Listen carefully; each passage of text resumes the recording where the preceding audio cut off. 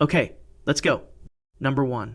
The Templo Mayor Drainage. In 1325 CE, the Mexica people founded Tenochtitlan on an island in Lake Texcoco, roughly 7,000 feet above sea level in the central Mexican highlands. The island was not large. They built it anyway into a city that, by the early 16th century, held somewhere between 200,000 and 300,000 people, larger than any city in Europe at the time. At the center of that city stood the Templo Mayor, the Great Temple, a dual pyramid dedicated to Huitzilopochtli, god of war and the sun, on its southern side, and to Tlaloc, god of rain and water, on its northern. The precinct surrounding it was enclosed, ceremonial, and served by a network of drainage channels cut into the island's built surface. Those channels had a function. The Templo Mayor was an active sacrificial site. The records of the Spanish chroniclers, the codices that survived the burning, and the physical evidence recovered from the site since 1978 all confirm this. Human sacrifice at the Templo Mayor was not occasional. It was scheduled, seasonal, embedded in the ritual calendar across the full span of the Mexica year. Blood ran from the summit altars down the steep staircase faces of the pyramid. The drainage infrastructure of the ceremonial precinct was designed, in part, to manage what that produced. Offering deposits documented in the precinct floor and adjacent drainage contexts catalogued by INAH, the Instituto Nacional de Antropología y Historia contain human skeletal remains, coral, jade, obsidian, ceramic vessels, jaguar bones, eagle bones, and the remains of infants associated with Tlaloc rainfall ritual. These are not disturbed deposits. They were placed, sealed, left. Mexico City sits on the dried lakebed of Lake Texcoco. The Templo Mayor is not in a museum. It is in the middle of an occupied urban center, roughly 6 blocks northeast of the Zocalo, surrounded by colonial buildings constructed in part from its own dismantled stone. When you excavate the Templo Mayor, you excavate between occupied structures. You work in sections, file permits, and stop when a building requires it. In February 1978, electrical utility workers laying cable near the corner of Guatemala and Argentina streets in downtown Mexico City struck a carved stone disc approximately 11 feet in diameter, roughly 8 inches below the street surface. They stopped work and called the authorities.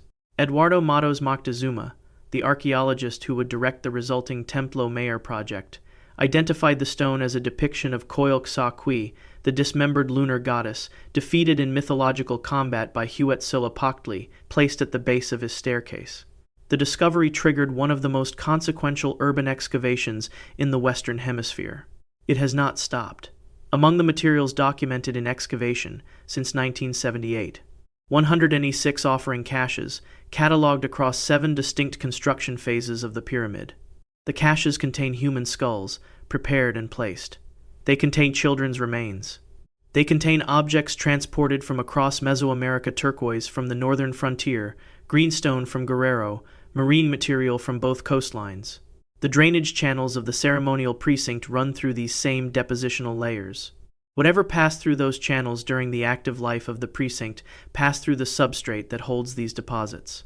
Andrés de Tapia, a soldier in Cortés's company who later set down a formal account of the conquest, attempted a direct count of the Huitzilopochtli, the great skull rack adjacent to the Templo Mayor. His account, the Relación de Algunas Cosas, documents 136,000 skulls. Bernal Díaz del Castillo, writing separately in his Historia Verdadera de la Conquista de la Nueva España, described the same structure from his own observation and confirmed its scale. Scholars in subsequent centuries disputed both accounts. They concluded the physical structure could not have held that number. Then, in 2017, a team led by archaeologist Raul Barrera Rodriguez of INAH began excavating beneath a colonial building at the intersection of Guatemala and Argentina streets, the same intersection where the Coyolxauhqui stone was found nearly 40 years earlier. They found the skull rack, not a representation, not a ceremonial deposit associated with it, the physical structure. Real skulls mortared into a cylindrical tower approximately 14 feet in diameter with lime, including the skulls of women and children among the adult male skulls. Excavation continued through 2019. The confirmed count substantially exceeded what scholars had previously estimated as structurally possible.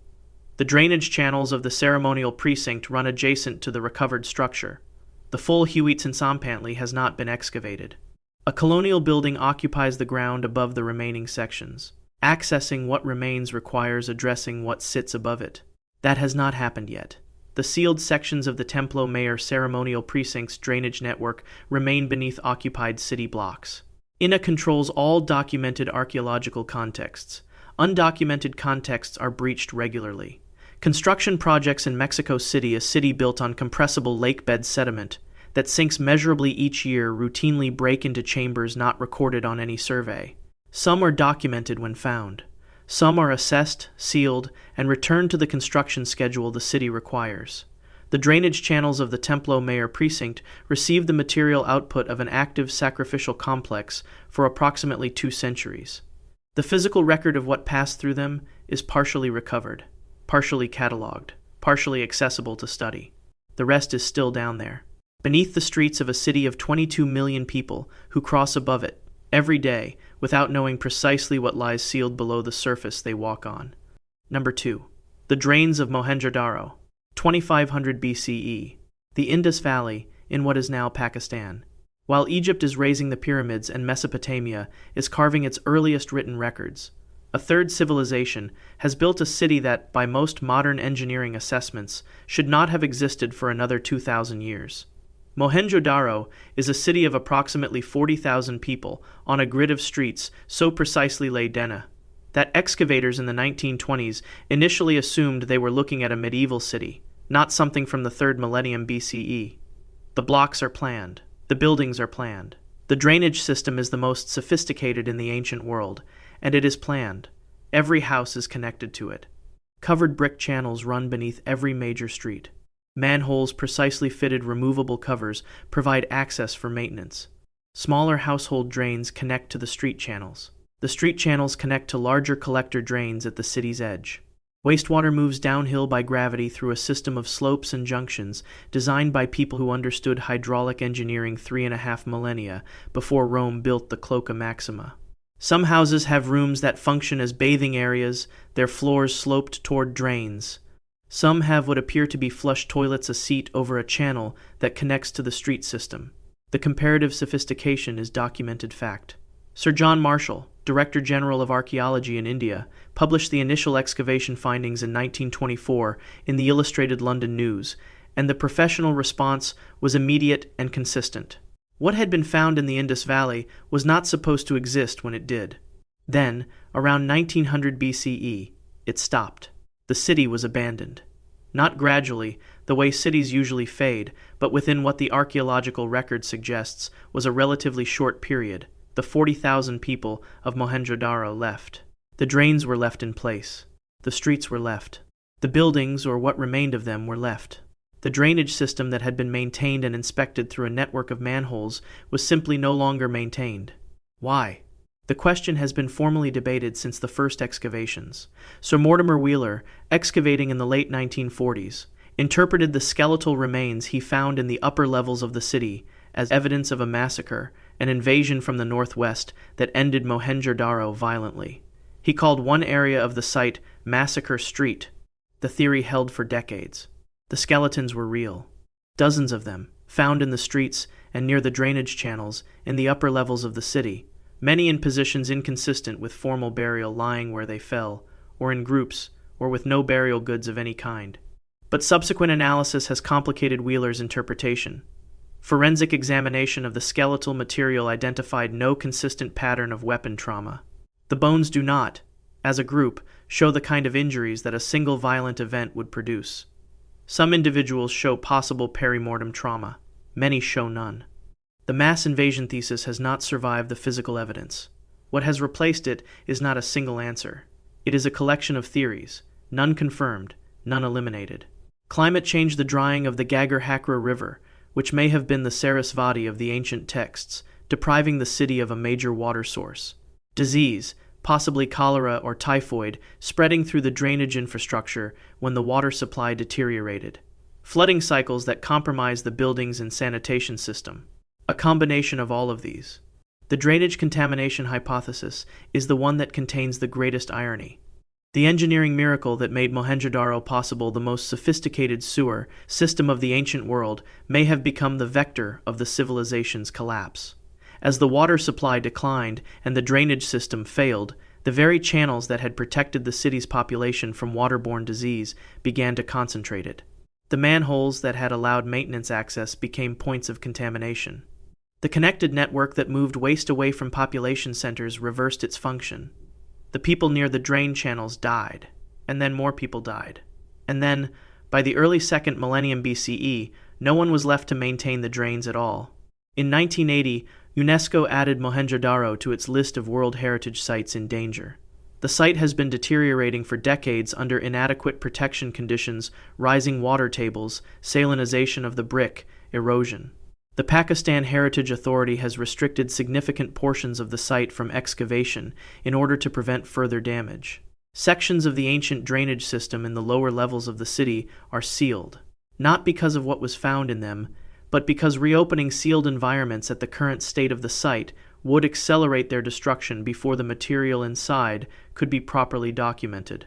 The drain channels are still in the ground. The inspection manholes are still at the street level, covered. The collector drains at the city's edge are still intact. The people who built them, and who maintained them for 600 years through those manholes, are gone so completely that we do not know their language, cannot fully decode their writing, and have not identified a single named individual from their entire civilization. The most sophisticated sewer system in the ancient world. And they left it.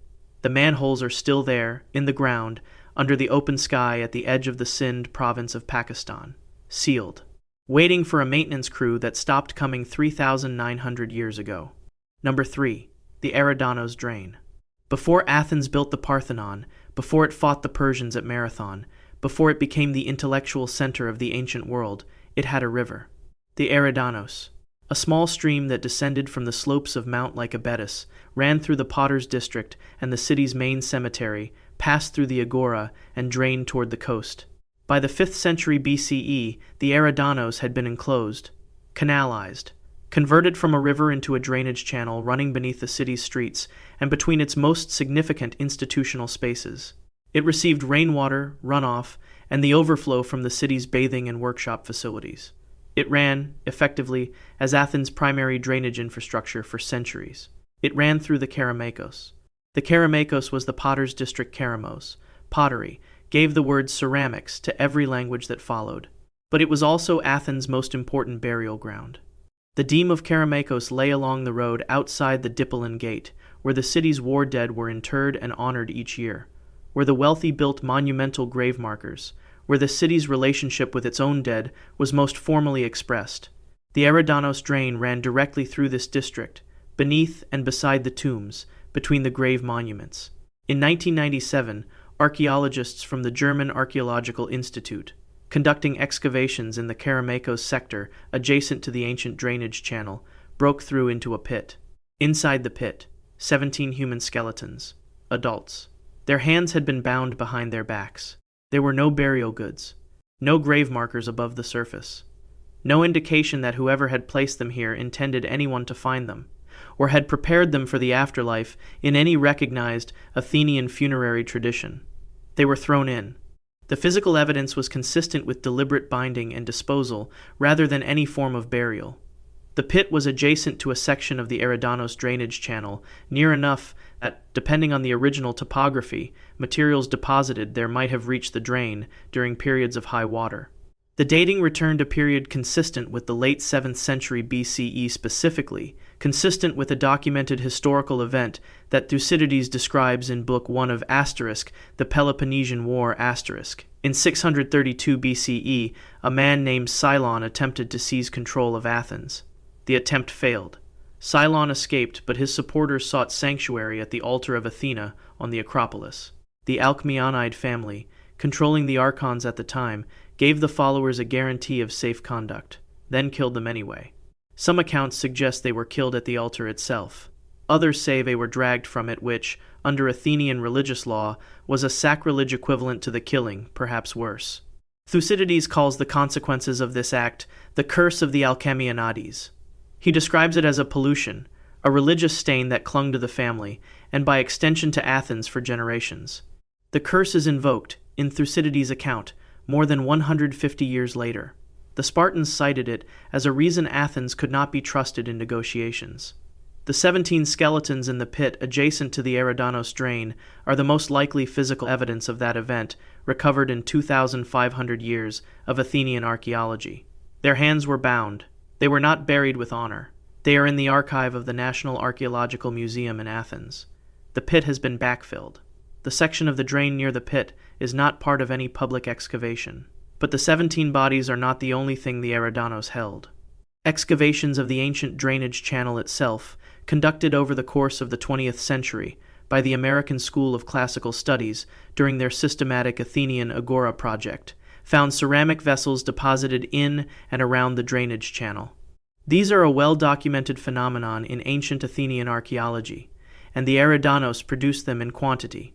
The vessels contained infant remains.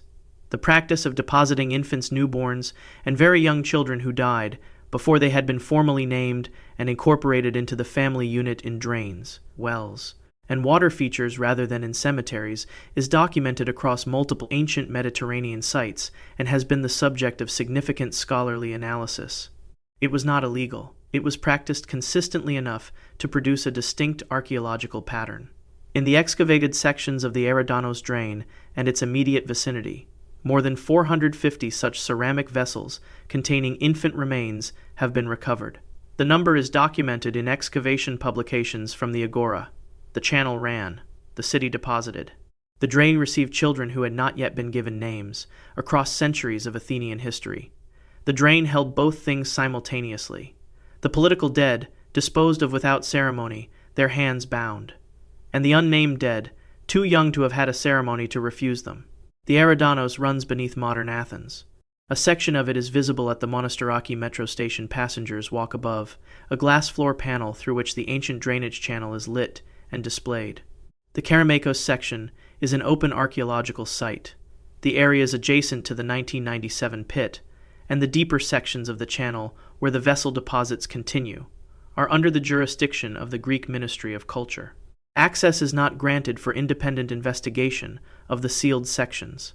The analysis of the 1997 pit was published. The full extent of what the drain contained has not been. The curse of the Alkmeonidas, Thucydides said, never fully left Athens. The bones of the people it was named for are in a museum now. The drain they were found beside still runs beneath the city.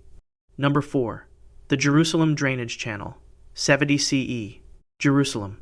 The Roman army under General Titus has been camped outside the city walls for 5 months. The siege is in its final phase. What is happening inside the walls during those months is documented in detail by the historian Josephus, a Jewish commander who surrendered to Rome and was present with the Roman forces, recording what he learned from refugees and survivors. The account is an asterisk, the Jewish War asterisk, written in the years following the event. It is not comfortable reading.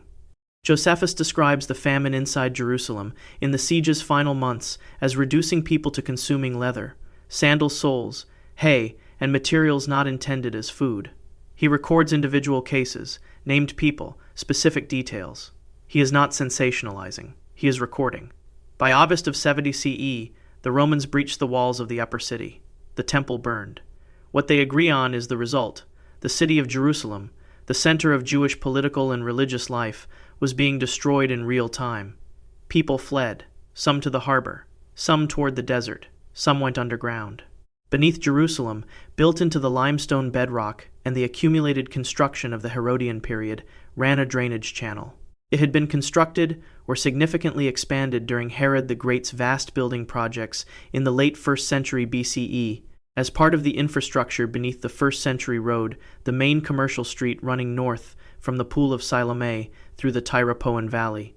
The channel is stone-lined, covered with large stone slabs, and in places wide enough for a person to move through hunched over. In other sections, it narrows to a passage that requires crawling.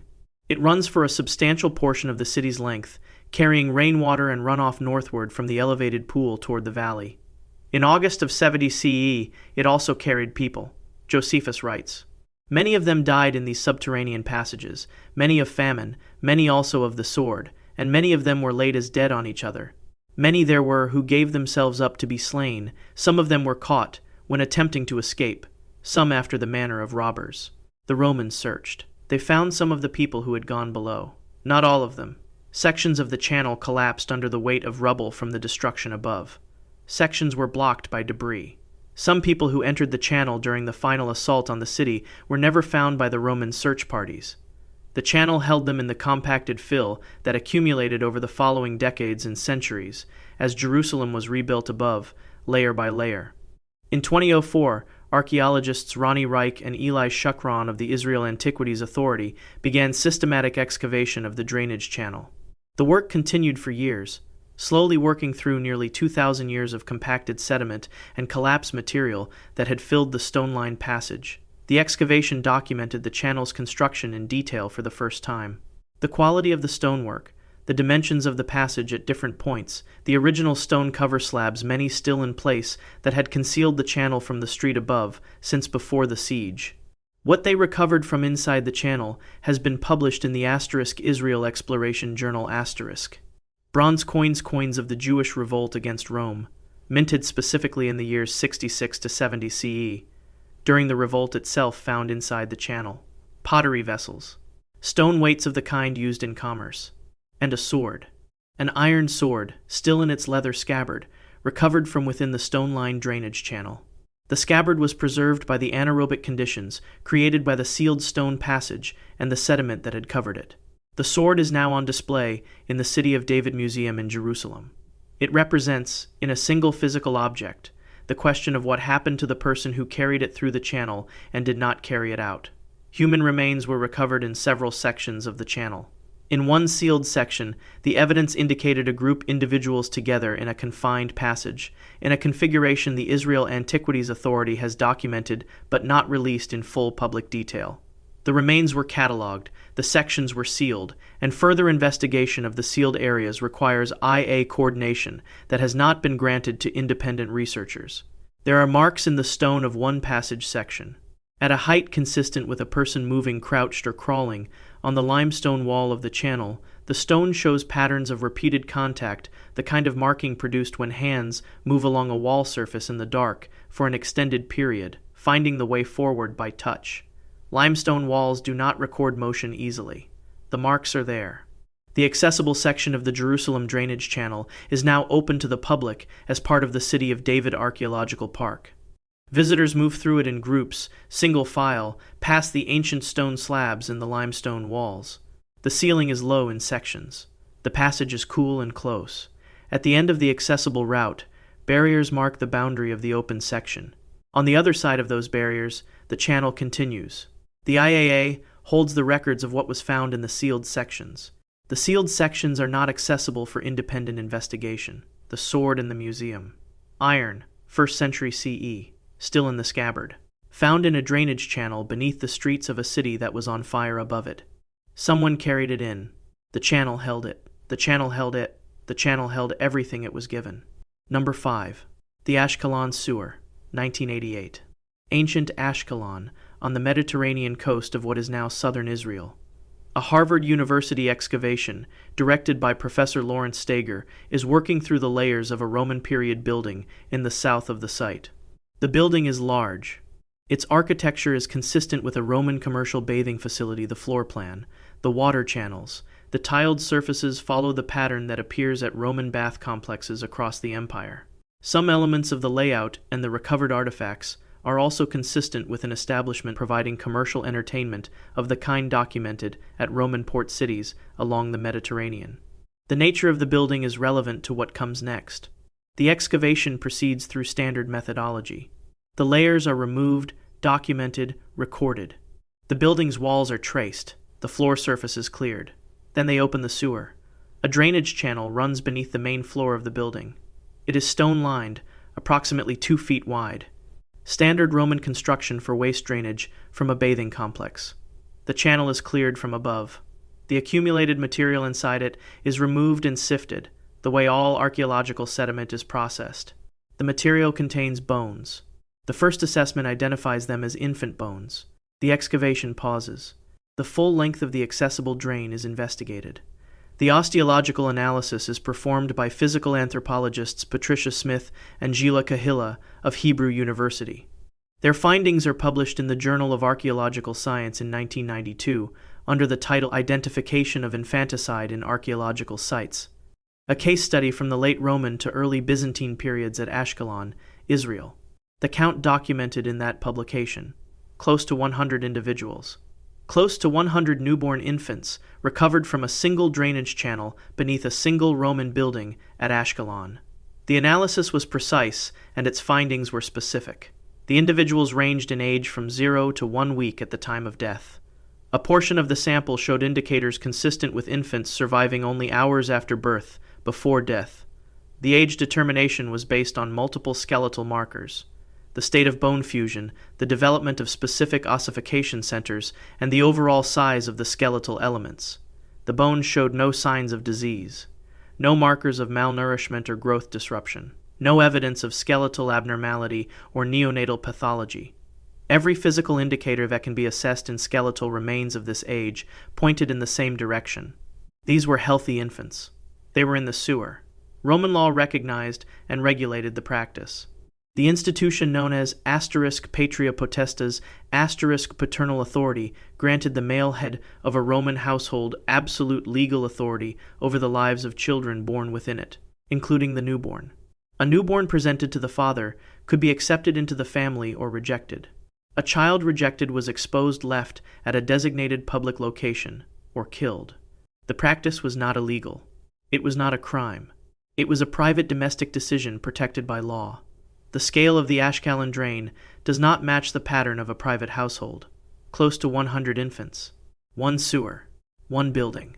Over the operational life of that building, which the archaeological and stratigraphic evidence suggests extended across decades, the drain received them at a rate that implies this was not an irregular occurrence, but a routine one.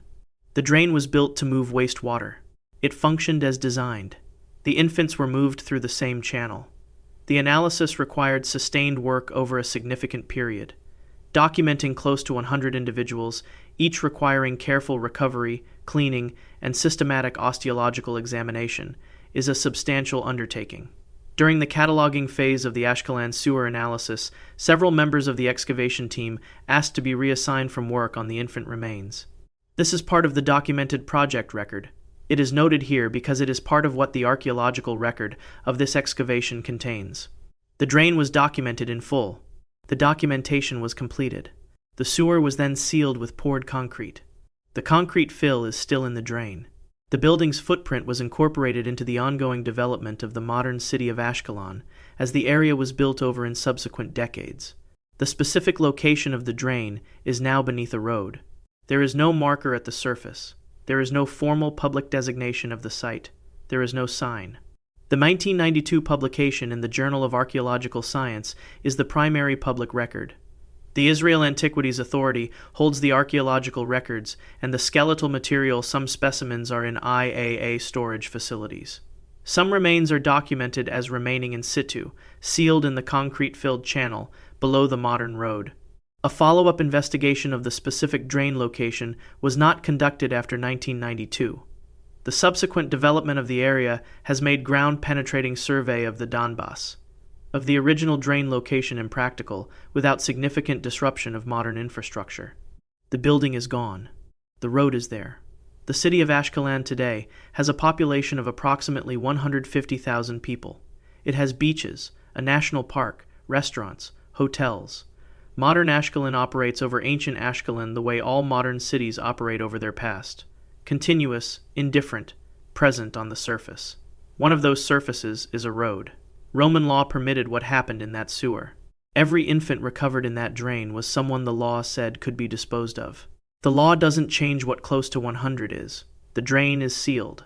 The road runs above it. The modern city continues. Let me say one thing, and I won't bring it up again. All 50 places like this one are now one book, The Sealed Vault. Yours to keep, easy to gift, and the best way to support this channel. Links below. Let's get back to the video. Number 6. The Knossos drainage system, 1700 BCE. The island of Crete.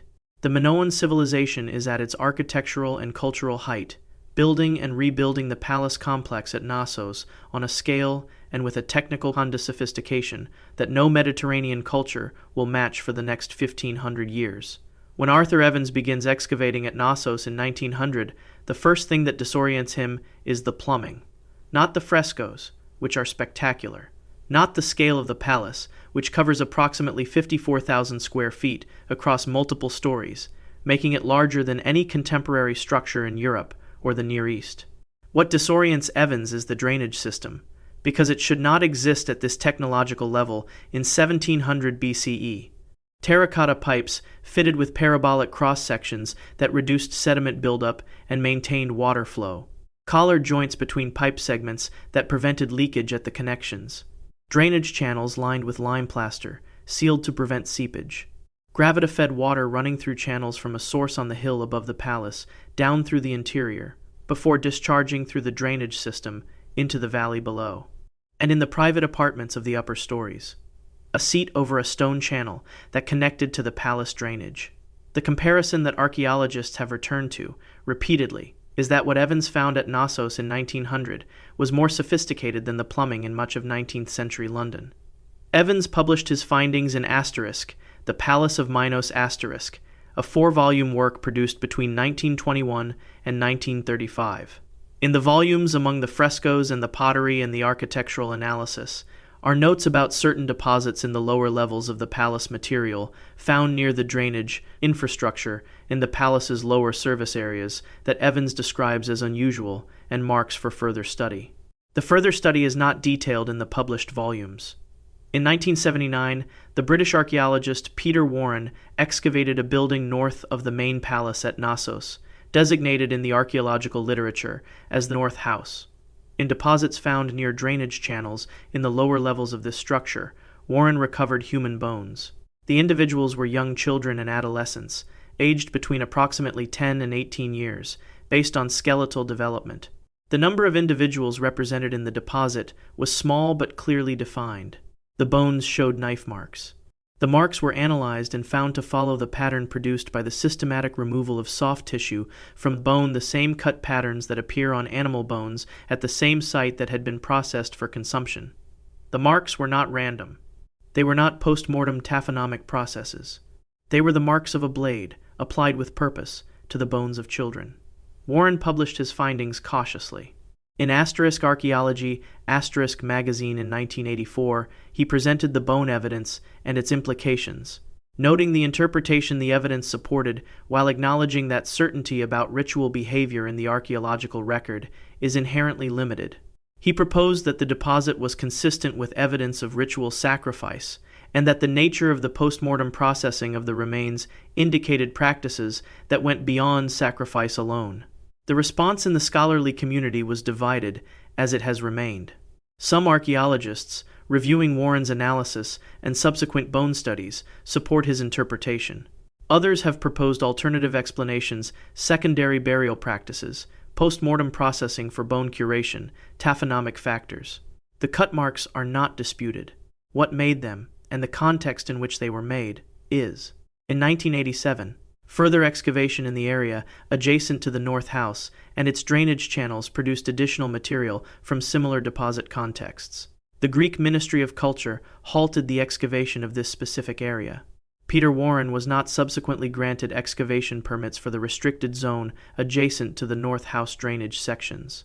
An independent analysis of the full bone deposit from the 1979 excavation, using modern techniques including DNA analysis and isotope studies that were unavailable in 1979, has not been published. Access to the relevant material for such an analysis has not been granted. The myth of the Minotaur places the horror of Knossos explicitly underground. Athens sends tribute young people, 7 young men and 7 young women, to Crete. They enter the labyrinth. They do not come back. The labyrinth is the palace, or what the palace represented to the cultures that lived in its shadow. The palace at Knossos is, in fact, disorienting on the ground, multi-storied, multi-directional, with service passages and lower levels that connect through the drainage infrastructure in ways that make navigation difficult even for modern visitors walking with maps. The labyrinth had drains. The drains had bones. The bones had cut marks. The cut marks have not been fully explained. Knossos receives nearly 1 million visitors per year. The restored frescoes, the bull leapers, the blue dolphins, the priest king are photographed millions of times annually. The palace drains are intact, their terracotta pipes still fitted in their channels, as functional in form as when they were installed 3,700 years ago. The North House drainage area is behind barriers. The Greek ministry's restricted zone includes the sections where the bones were found. No one goes in. The drain that ran beneath the labyrinth ran beneath a civilization whose most persistent legend was about young people who entered and did not come back. The bone deposit near that drain is still in storage. The full analysis is still pending. The barriers are still in place. Number 7. The Royal Death Pit Drainage at Er. 2600 BCE. The city of Er, in what is now southern Iraq. The Royal Cemetery of Er is not a cemetery in the sense the word carries now. It is a field of pit graves dug into the earth south of the Great Ziggurat, in the center of one of the earliest urban civilizations in human history. The Sumerians who built Er built it on a river plain, a landscape without stone, and so everything here, the walls, the floors, the drainage channels, is brick. Kiln-fired clay brick, laid in courses that have held for 4,600 years. The drainage channels are what matter here. They run in the same construction technique as the city's residential architecture. The same channels that carried wastewater away from domestic floors appear, identically built, in the floors of the burial pits. The death pits were built like houses. The drains in them were built as though the pits were expected to need drainage for an extended period, by people who expected them to be occupied. Sir Leonard Woolley, excavating for a joint British Museum and University of Pennsylvania expedition between 1922 and 1934, found approximately 1,850 burials in the Royal Cemetery. Of those, 16 were identified as royal, distinguished by extraordinary wealth and by one specific feature that appears in no other burial tradition from this period in the ancient world. They were not buried alone. The Great Death Pit Burial PG 1237 in the excavation records contained 74 individuals, 6 men near the entrance, 68 women arranged in rows deeper inside, each wearing a headdress of gold and lapis lazuli, each with a small cup positioned near the head. No evidence of violence was found on any of the 74 bodies. No blade marks, no fractures consistent with trauma, no evidence that any of the individuals died of anything other than the act of lying down in their designated position, in their designated row, and not getting up. The cups near their heads were analyzed by Woolley's team. They contained residue consistent with a liquid. What the liquid was has not been conclusively determined. The excavation records describe the cups as placed deliberately, objects carried into the pit and set down at a specific moment before the pit was sealed. 74 people, in rows, with cups, and then the pit was sealed above them. The pattern repeats across the royal burials. In the tomb identified as belonging to Queen Proby PG 800, in the records the queen herself lay in a stone chamber, in full regalia, with a headdress of gold leaves and lapis lazuli flowers. In the pit adjacent to her chamber, accessible from the same drainage system, additional attendants had been arranged in the same fashion. Cups by their heads, gold and lapis on their persons. No evidence of violence. In order, as though they had organized themselves before the end. Woolley published his popular account, of the Chaldees, in 1929. The full scientific publication of the Royal Cemetery appeared across multiple volumes from the British Museum and the University of Pennsylvania. The skeletal material and grave goods from the royal burials are divided between the British Museum in London and the Penn Museum in Philadelphia, where they remain accessible to researchers. The gold headdresses of the attendants are among the most documented objects in ancient Near Eastern archaeology. What the documentation shows is what Woolley recorded. Attendants, arranged in rows, with cups, in pits built with residential drainage channels, sealed from above. The cups are the detail that has generated the most sustained scholarly attention. Woolley's original analysis proposed that the attendants had taken poison, that the small vessels contained a narcotic or sedative administered at the end of the ceremony, after the attendants had arranged themselves in position. Chemical analysis of residue from the cups was attempted with the techniques available to Woolley's era. The results were inconclusive. Modern analysis of the cups would require access to the original vessels in the collections at the British Museum and the Penn Museum. That analysis, using current spectrographic methods that would almost certainly produce a definitive result, has not been published. What the cups contained has not been confirmed. The question is specific and answerable. It has not been answered. The pattern holds across the other royal burials. The site records for PG 789, an associated tomb near Queen Pwabi's chamber document additional attendants in the same arrangement. Headdresses, cups, no evidence of violence, no evidence of resistance. The inscription on Queen Pwabi's cylinder seal identifies her by name and title. She is the most specifically identified individual in the royal cemetery. The attendants in the pits adjacent to her chamber are not named in any recovered text. They are known by their positions and their cups. The extent of the royal cemetery that Woolley's expedition did not excavate is not established. He worked a defined area, determined by the resources and timeline of the expedition, not by the boundaries of the cemetery itself. Where those boundaries are has not been determined. The site is at Tel El Mukayyar in the Dhikar province of southern Iraq. Access for systematic survey and excavation has been intermittently possible since Woolley's expedition ended, but has not been consistently maintained. Sections of the burial ground documented by Woolley as containing additional burials that the expedition did not open have not been re-examined. The drainage channels Woolley documented in the floors of the death pits are still in the ground at IR. They were built to the same standard as the house drains of the city above them, and the house drains of ER have survived 4,600 years in the soil of the river plain. The people who were placed in the pits with the cups did not leave through the drainage channels. They left no evidence of having tried to leave through any other route. The pits were sealed above them by whoever placed the stone capstones over the entrances and moved on. What is known is what Woolley found and published. 74 people, in rows, wearing gold, with cups by their heads, in a pit fitted with drainage channels identical to those in the residential floors of the city that buried them. The drain ran beneath all of them. The cups are in the museum. The drain is still in the ground. Number 8. The aqueduct drain at Palenke. 700 CE, the Maya city of Palenke, in the foothills of the Sierra Madre of Chiapas, in what is now southern Mexico. The city is built where the mountains meet the lowland jungle, at a point where a natural spring produces a river, the Ochelim, that descends through the site and runs toward the plain below. The builders of Palenke did not route their city around the river. They routed the river beneath the city. Starting in the 7th century CE, the Ochelim was channeled into a stone-vaulted passage beneath the main plaza of the ceremonial complex, running underground for approximately 260 feet through a vault tall enough for a person to stand in at its highest internal point, before emerging on the lower terrace and continuing toward the jungle.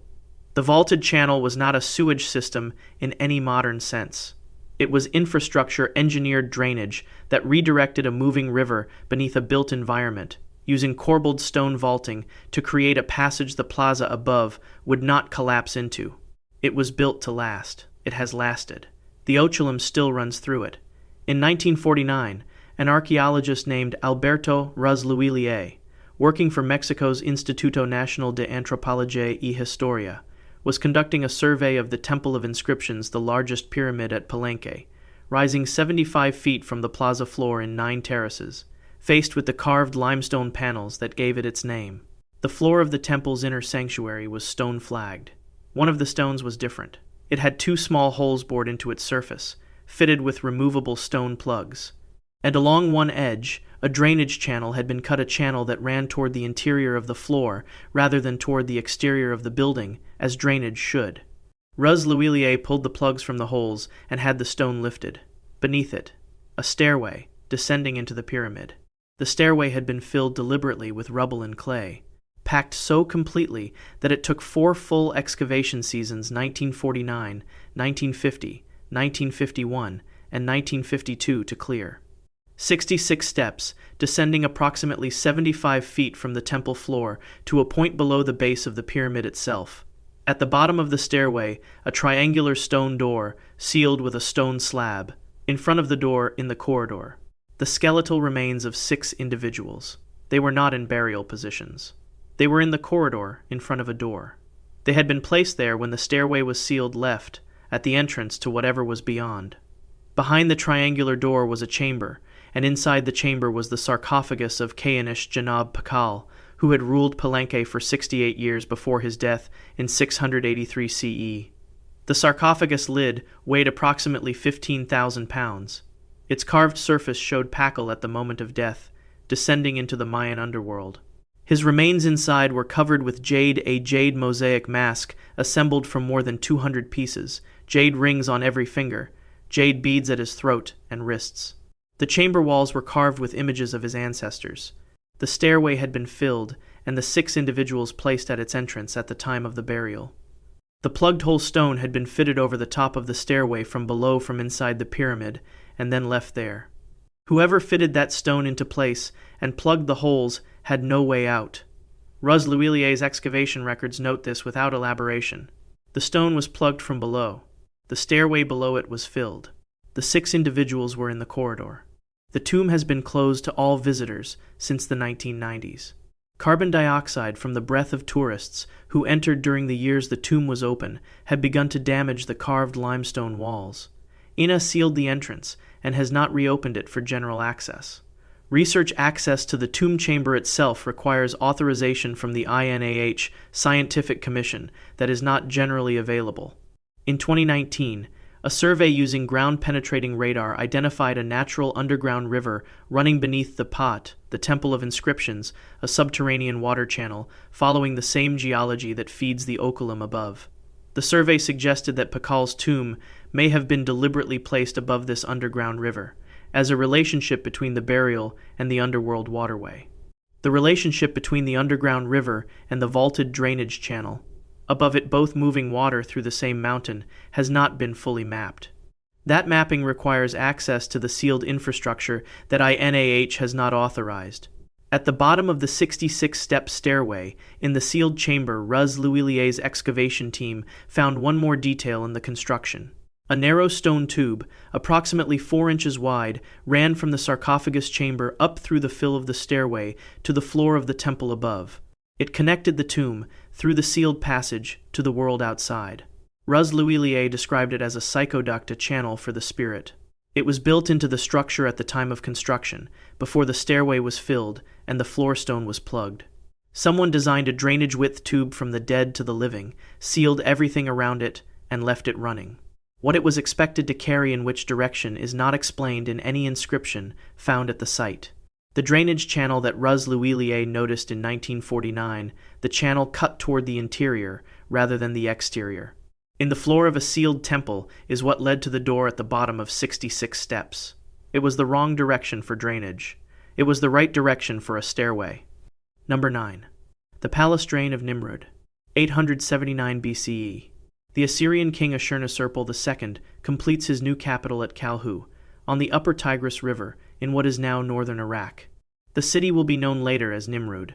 The Northwest Palace, Ashurnasirpal's residence, covers approximately 11 acres of the citadel mound.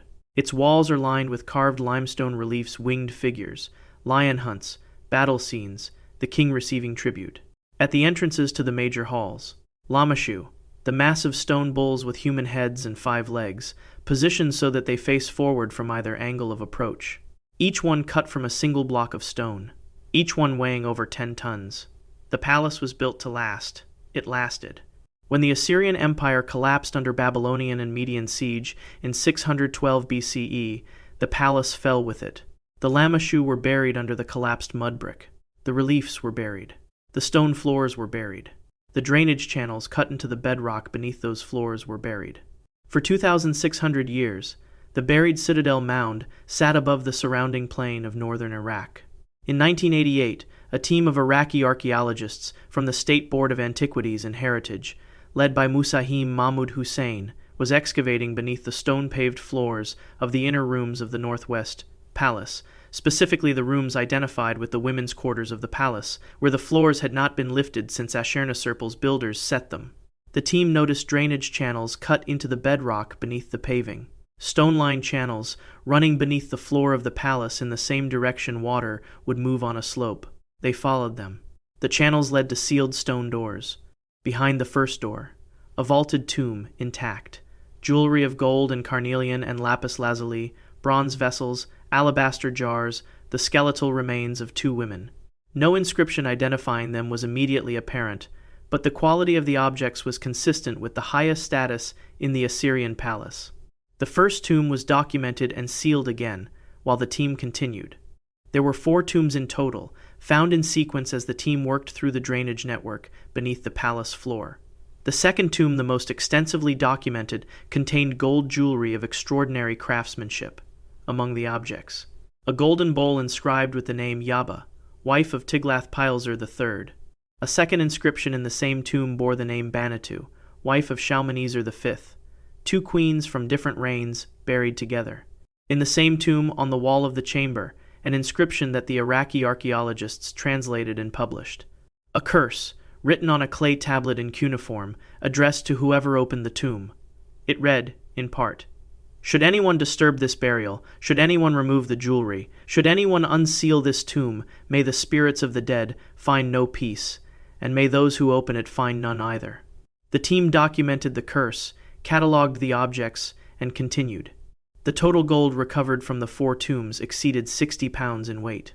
The objects are now held by the National Museum of Iraq in Baghdad, or were before the events of 2003, when the museum was looted in the days following the American military entry into the city. The Nimrod gold was reported missing. It was later confirmed to have been secured in the vault of the Central Bank of Iraq before the invasion, where it had been stored since the 1991 Gulf War had threatened the museum's collections. It survived both wars. The site did not survive what came next. In 2015, ISIS controlled the Nimrod area and spent several weeks systematically destroying what remained above ground. The Lamashu were sledgehammered on video and the footage released. The reliefs were jackhammered from the walls. The ziggurat was dynamited. The visible portions of the Northwest Palace were bulldozed.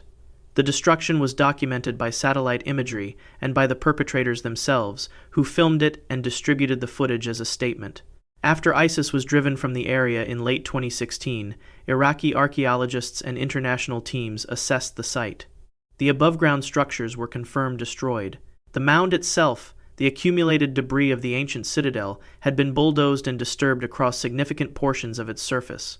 The drainage channels beneath the palace floor, the channels that Muzahim Mahmud Hussein's team had followed in 1988, and the adjacent sections of the drainage network that had been identified but not fully opened before the work was concluded, are now under collapsed rubble from the destruction above. The sealed sections that the team documented as existing but did not excavate are now under the material of a deliberately destroyed building. What they contained cannot be determined from surface survey. Access to them is not a question of institutional authorization. Access requires removing the rubble of a destruction that was designed to be permanent. The assessment teams confirmed that the bedrock drainage channels cut into stone rather than built from brick remain structurally intact beneath the collapsed material. They are in the ground. The stone that lines them has not been damaged by what happened above. What the intact channels contain, and where they lead, and what lies in the sealed sections that Muzahim Mahmud Hussein identified and logged in 1989 and did not open, is information that exists in the State Board of Antiquities records and nowhere else. The curse on the wall of the second tomb was addressed to grave robbers. It was addressed to the wrong people. The drainage channel that led the team to the tombs is still in the ground beneath the rubble. What else it led to, and what those places held, is not a sealed record waiting to be opened. It is a question that may not be answered. Number 10. The Herculanium seawall. August 24th, 79 CE, 1 p.m. Mount Vesuvius, on the eastern shore of the Bay of Naples, erupts. The eruption column rises approximately 20 miles into the sky. The event, visible from the coastal towns along the bay and recorded in letters written by Pliny the Younger, who witnessed it from across the water, begins with an ash fall that blots out the sun. Herculanium is a town of approximately 4,000 people on a volcanic promontory above the bay, roughly 4 miles from the volcano. The ash fall that begins burying Pompeii to the south is lighter at Herculanium. The town watches the column and feels the ground shuddering beneath them, and makes the calculation that most coastal populations make when the mountains threaten. Go to the water. Wait for the boats. Below the town, at the base of the volcanic promontory, a long seawall separates the built environment from the ancient beach. Cut into the base of this seawall and the drainage infrastructure above it are the Fornaci 12 arched chambers, vaulted openings in the volcanic rock, used as boat storage and seawall drainage structures. They are connected by drainage passages that run between them. They are deep enough to shelter in and arched enough to hold a group of people. On the afternoon and evening of August 24th, close to 300 people moved into the Fornaci. They carried what they had time to grab. A woman carried gold jewelry rings, bracelets, a necklace. A carpenter had his tools in a bag. A soldier retained his sword. Families stayed together. A horse had been brought to the edge of the beach by someone who thought a horse might be needed, and then ran out of options. They waited for the boats. The boats were, in some cases, actually coming. Pliny the Elder, commander of the Roman fleet at Misenum, had launched vessels across the bay when he saw the column. He attempted a rescue operation. He reached Stabiae, several miles south of Herculanium, and died there from the effects of the toxic gases, according to his nephew's account. At Herculanium, the conditions on the beach, heavy seas, volcanic tephra, the growing darkness prevented any boats from landing. The people in the Fornaci waited through the afternoon, through the evening, through the night of August 24th. At approximately 1 a.m. on August 25th, the first pyroclastic surge reached Herculanium. A pyroclastic surge is superheated gas, ash, and fragmented rock, moving as a ground-hugging flow at velocities between 60 and 300 miles per hour, at temperatures between 350 and 750 degrees Fahrenheit. The 79 CE surge that reached Herculanium arrived from the direction of the Ponme, and swept through the town and down to the seawall in a matter of seconds. The people in the Fornaci did not burn. The temperature inside the drainage arches and seawall chambers, when the surge hit, caused instantaneous thermal shock across muscle tissue. The effect on the skeletal system is documented by forensic anthropologist Sarah Bissell and subsequent researchers. The muscles contracted violently in the heat before death, pulling the limbs inward, raising the arms, arching the spine. The result in the skeletal record is called the pugilistic posture, the position of a fighter, arms raised, fists forward, body tense. Not the posture of a person fighting, the posture of a skeleton whose muscles contracted before the person inside them could respond. The pyroclastic material hardened around the chambers, sealed the Fornaci, sealed the drainage passages connecting them. The beach below the seawall was buried under 60 feet of solidified volcanic material. For 1,703 years. In 1982, archaeologist Giuseppe Maggi began clearing the area around the ancient seawall at Herculanium. The excavation was the first systematic work on the beach and seawall area. The first fornace cleared contained 51 skeletal remains. The second, 26, in positions consistent with individuals who had been in physical contact with each other when the surge hit. A third chamber held the soldier, his spine straight, his hand at the position on his scabbard, where the sword still was. In the drainage passages connecting the chambers, the tunnels between fornaci, through which the seawall drainage had moved, Maggi found additional remains. People who had been moving between the chambers when the surge arrived. The drainage passages held them exactly where they had been, in postures of motion through a low tunnel. The woman with the gold jewelry was found in a drainage passage between two chambers. Not in a chamber itself, in the connecting drainage tunnel, a passage roughly 18 inches wide, running. The analysis of her remains, including isotope study of her bones, indicated she was a woman of high social status, well-nourished, healthy. She had been running through the drainage passage between two sealed arches when the surge caught her. The jewelry was still on her fingers, still at her throat. The excavation identified approximately 340 individuals across the fornaci and the connecting drainage structures of the seawall. The site is open to visitors in limited sections.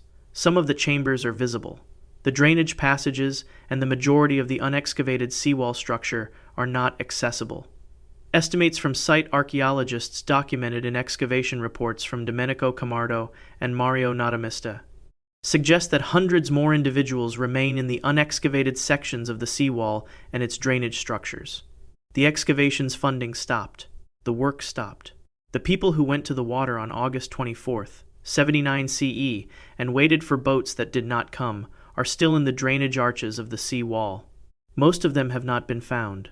The ones who have been found are documented.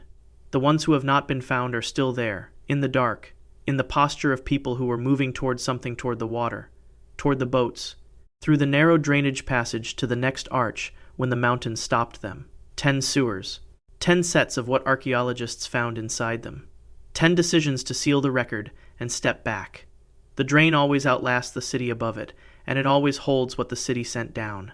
If you want to know what else this channel covers, subscribe and let us know. Drop a comment with where you're watching from. Like this video if you made it all the way here. Block. Section 10 word count, approximately 1,025 words.